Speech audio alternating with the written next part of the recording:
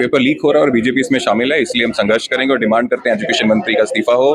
JPC की demand करते हैं और कंपनसेशन बच्चों को और उनके पेरेंट्स को देना चाहिए जो इतने मेंटल ट्रॉमा से गुजर रहे हैं। सरकार को इस पेपर लीक की जिम्मेदारी लेते हुए इस देश के शिक्षा मंत्री धर्मेंद्र प्रधान को अपना इस्तीफा दे देना चाहिए और जो भी इसके अंदर दोषी है उनके खिलाफ कड़ी कार्रवाई होनी चाहिए। बेशर्म है, शर्म आनी चाहिए शिक्षा मंत्री को जो बच्चों के भविष्य के साथ खेल रहा है। इतिहास माफ नहीं करेगा ऐसे शिक्षा मंत्री को और ऐसी बीजेपी करप्ट सरकार को जो देश के बच्चों के भविष्य के साथ खेलते हैं, देश के भविष्य के साथ खेलते हैं। ये दो भाई हैं जो युवा मोर्चा के कार्यकर्ता हैं, भाजपा से संबंध रखते हैं। इन दोनों ने जो है नीट 2026 पेपर लीक में सबसे बड़ा अपना योगदान दिखाया है। सरकार इस पे जो है भाग रही है क्योंकि इसमें जो दोषी हैं वो उन्हीं के लोग हैं, उन्हीं का सिस्टम फेल है। जागरण लाइव में आपका स्वागत है। अभी हम कांग्रेस मुख्यालय में हैं और नीट पेपर जिस तरह से लीक हुआ है और उसके बाद रद्द हुआ एग्जाम, हमारे साथ है आईवाईसी प्रेसिडेंट उदय भानुचीब सर हैं। क्या कहेंगे सर? पेपर लीक हो रहा है और बीजेपी इसमें शामिल है, इसलिए हम संघर्ष करेंगे और डिमांड करते हैं एजुकेशन मंत्री का इस्तीफा हो। जेपीसी की डिमांड करते हैं और कंपनसेशन बच्चों को और उनके पेरेंट्स को देना चाहिए जो इतने मेंटल ट्रॉमा से गुजर रहे हैं। 10 साल में इतने पेपर लीक के आप लोग वो कर रहे हैं, लेकिन जब शिक्षा मंत्री सदन में आते हैं वो सीधे कह देते हैं कोई पेपर लीक ही नहीं। बेशर्म है, शर्म आनी चाहिए शिक्षा मंत्री को जो बच्चों के भविष्य के साथ खेल रहा है। इतिहास माफ नहीं करेगा ऐसे शिक्षा मंत्री को और ऐसी बीजेपी करप्ट सरकार को जो देश के बच्चों के भविष्य के साथ खेलते हैं, देश के भविष्य के साथ खेलते हैं। तो प्रोटेस्ट कब तक चलेगा? प्रोटेस्ट कल भी हुआ था, आज भी, और ये चलते जाएगा और आगे भी कंस्ट्रक्टिव प्रोग्राम चलेंगे, संघर्ष करते रहेंगे जब तक ये मुद्दा सॉल्व नहीं होता। नीट पेपर मामला है, उस पर हमारे साथ एनएसयूआई के प्रेसिडेंट विनोद जाखड़ जी हैं। क्या कहेंगे सर? देखिए सर, ये बहुत बड़ा एग्जाम है और सरकार इस पे कोई जवाबदेही सुनिश्चित नहीं कर रही है। केवल एनटीए जो है सॉरी कह के चला गया, तो ये 22 लाख इस देश के उन छात्र छात्राओं के ऊपर बड़ा सवाल है कि क्या एक सॉरी बोल देने से जो है सब कुछ ठीक हो जाएगा। उनकी मेंटल हेल्थ की क्या स्थिति रहेगी, उन छात्र छात्राओं को जो फाइनेंशियल लॉसेस हुए हैं उसकी भरपाई कौन करेगा।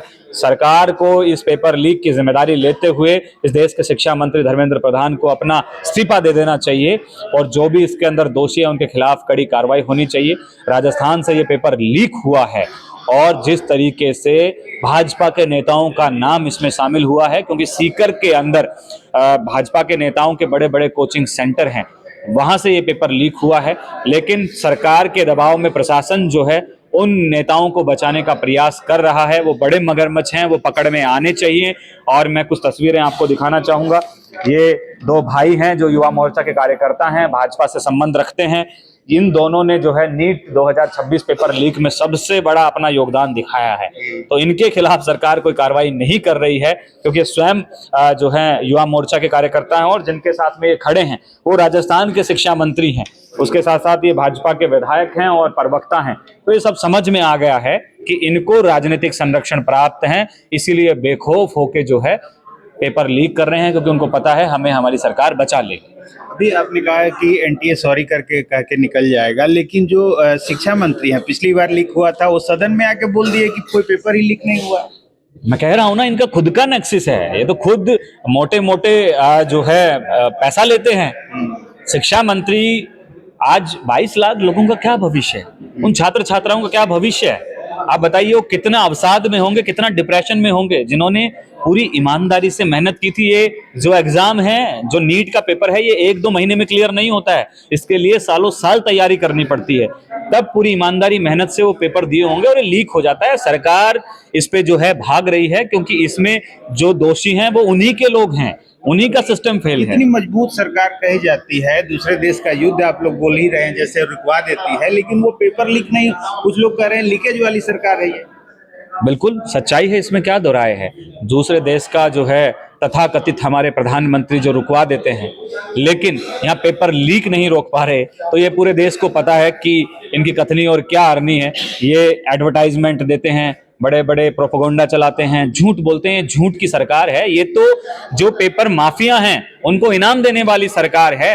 नीट के जो पेपर में 2024 में जो एनटीए के डीजी थे उनको डिमोशन करने के बजाय इन्होंने प्रमोशन दिया है, तो समझ जाइए ना। तो जितनी बड़ी चोरी उतना बड़ा इनाम, राहुल गांधी जी ने भी यही कहा है। मैं ये मांग करता हूं कि सुप्रीम कोर्ट की निगरानी में जो है इसकी जांच होनी चाहिए, क्योंकि इस देश की सरकार पे और सरकार की संस्थाओं पे जो है अब जो है छात्र छात्राओं को विश्वास रहा नहीं। अच्छा, आखिरी सवाल, आप राजस्थान से आते हैं और इस बार पेपर लीक का मामला राजस्थान से ही आया है, क्या कहेंगे आप? राजस्थान तो को जानते भी होंगे क्योंकि आप वहीं से हैं। नहीं, मैं नहीं जानता हूं कौन लोग हैं, लेकिन अभी जब पूरा मीडिया के माध्यम से और हमने रिसर्च किया उससे समझ में आया कि ये सब भाजपा और युवा मोर्चा के कार्यकर्ता हैं। इनके खिलाफ एनएसयूआई पूरी मजबूती से लड़ेगी। राजस्थान में हम लोग बड़ा आंदोलन करने जा रहे हैं। दिल्ली में भी कोई protest? दिल्ली में भी पूरे देश के अंदर प्रोटेस्ट करेंगे और नीट के विद्यार्थियों को साथ में लेंगे। हम उनका भला कैसे कर सकते हैं, उनको इस मेंटल हैरेसमेंट से कैसे बाहर निकाल सकते हैं, ये सरकार से हम जवाबदेही चाहते हैं और हमारी लड़ाई जारी रहेगी। बहुत बहुत धन्यवाद। तो ये थे एनएसयूआई के अध्यक्ष विनोद जाखड़ जी, और इस वीडियो पर आपकी क्या प्रतिक्रिया है कमेंट करके बताएं। देखते रहें नजर।